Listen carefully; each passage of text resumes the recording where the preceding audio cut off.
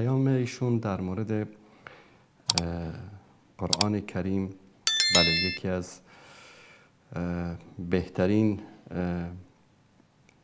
راه هدایت قرآن کریم است. ما در همین اول قرآن کریم بعد از سوره حمد در صفحه دوم اولین آیاتی که از سوره بقره ما میخوانیم که در مورد قرآن کریم میگه هدی للمتقین، الف لام میم ذلک الکتاب لا ریب فیه هدی للمتقین. این کتاب هدایت است برای متقیان. انسانی که انسان خوب باشه، انسان متقی باشه، انسانی که در پی هدایت باشه، بهترین هدایت قرآن کریم است. آیاتی رو که ایشون اشاره کردن یک مرور میکنیم. دوستان عزیز، این سوره سبع هست، آیات 22 تا 28 فرمودن.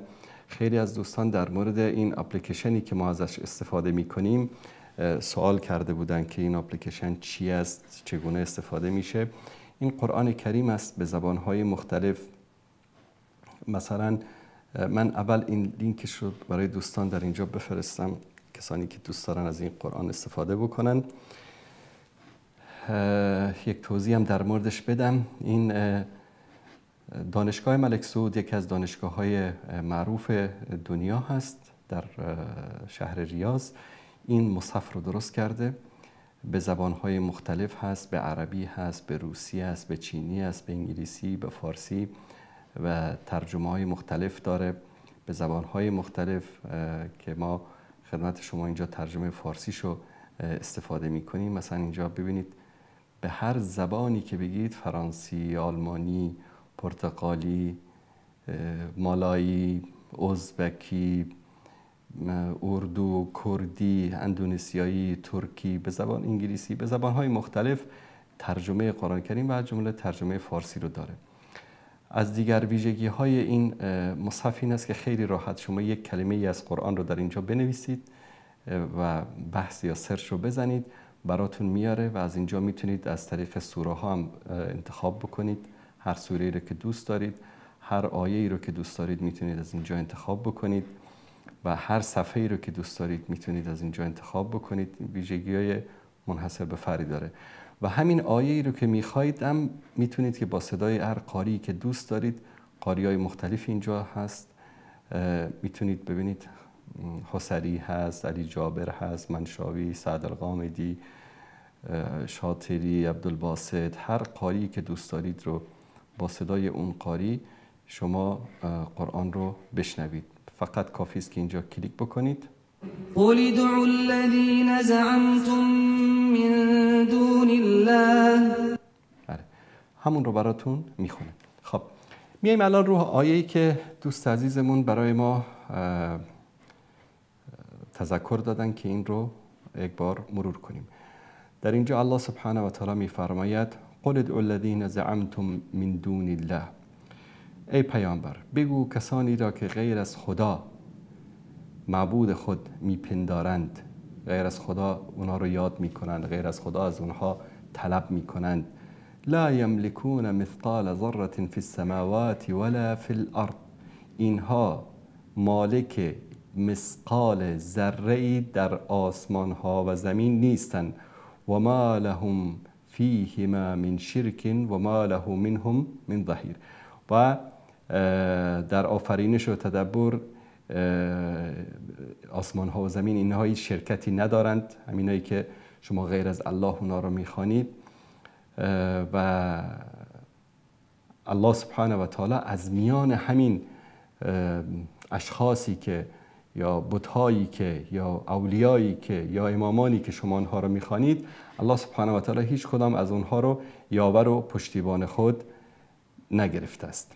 صفحه بعدیش رو وقتی که میریم، جالبش این است که این مصحف رو خیلی راحت میتونید اینجا صفحه بزنید، به صفحات مختلف برید، در مقابلش ترجمه به زبانی که دوست دارید میتونید پیدا بکنید.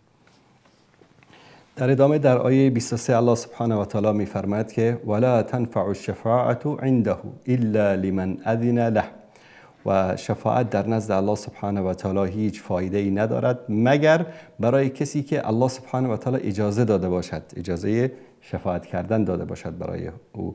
حتی اذا فزع عن قلوبهم قالوا ماذا قال ربكم، تا زمانی که مضطرب بشن، پریشان بشن و اضطراب و پریشانی از دلهایشان برطرف بشه، بعد از اون چی میگن؟ پروردگارتان چه گفت؟ قالوا الحق، میگوین که پروردگار چی گفت؟ حق را فرمود. و هو العلی الکبیر، و الله سبحانه و تعالی بلند مرتبه و بزرگ است. قل من یرزقکم من السماوات والارض، بگو ای محمد صلی الله علیه وسلم به مشرکین، به اینایی که غیر از الله سبحانه و تعالی را میخوانند، بگو که چه کسی شما را از آسمان ها و زمین روزی میدهد؟ قل الله، الله سبحانه و تعالی خودش جواب میده، میگه بگو که الله، غیر از الله سبحانه و تعالی هیچ کسی دیگه روزی دهنده نیست. و اینا او ایاکم لعلی هدی او فی ضلال مبین، که شما و یا ما یا بر طریق هدایت یا در گمراهی آشکار هستیم. یک نوع بیان یک فرض محال، بیان یک نوع به اصطلاح مناظره هست، گفتگو هست با کفار و مشرکین.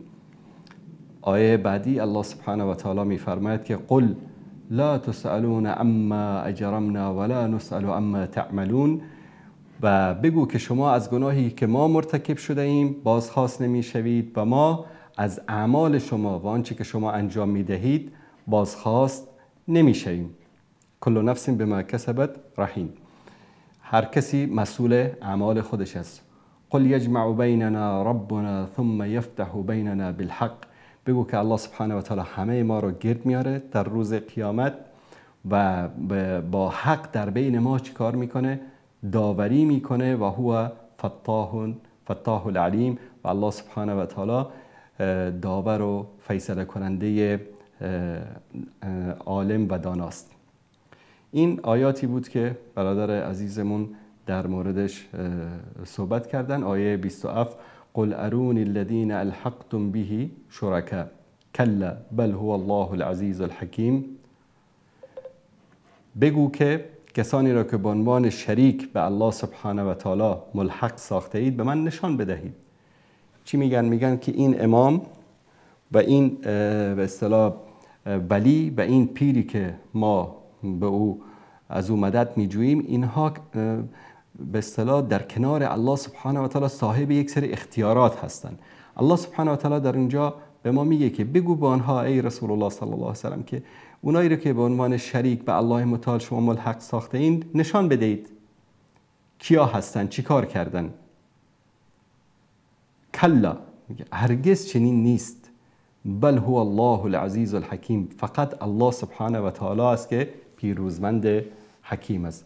و ما ارسلناک الا کافة للناس بشیرا و نذیرا ولكن اکثر الناس لا یعلمون، بگو که الله سبحانه و تعالی تو را ای محمد صلی الله علیه و سلم برای چی فرستاده است؟ برای بشارت دادن بشارت به مردم و ترساندن و بیم دادن مردم از غضب و از عذاب الله سبحانه و تعالی، ولکن بیشتر انسان ها نمیدانند. این آیاتی بود که برادر عزیزمون در این پیام صوتیشون اشاره کرده بودن که این رو دوستان بخونند.